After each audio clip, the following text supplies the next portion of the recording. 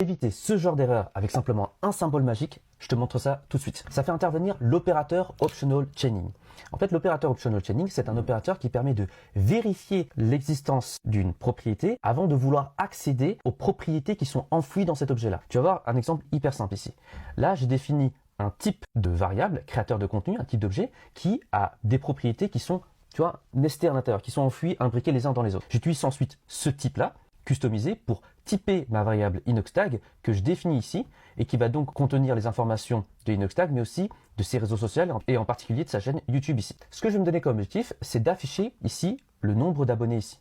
Donc ce que je vais faire, très naïvement, c'est que je vais console logger du coup inoxtag.réseau social, .youtube, puis .nombre d'abonnés. Et si je sauvegarde, j'ai bien le nombre d'abonnés qui est affiché ici. Superbe, je suis content, 887.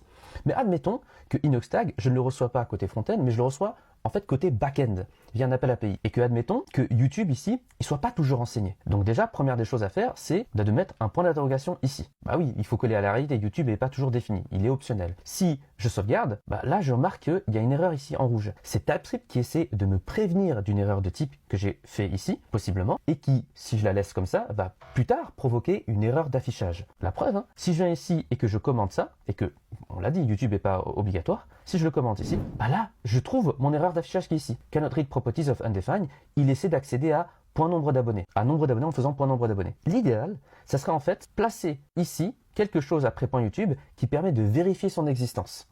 Et là, on va le faire via l'opérateur Optional Chaining. Et là, regarde, j'ai nombre d'abonnés undefined. Avec le point d'interrogation juste ici, je vais d'abord vérifier si YouTube est défini. S'il est défini, alors je peux continuer et faire point nombre d'abonnés. Si c'est pas le cas, ça ne sert à rien de m'acharner à faire point nombre d'abonnés. Je préfère plutôt afficher undefined ici parce que YouTube vaut undefined.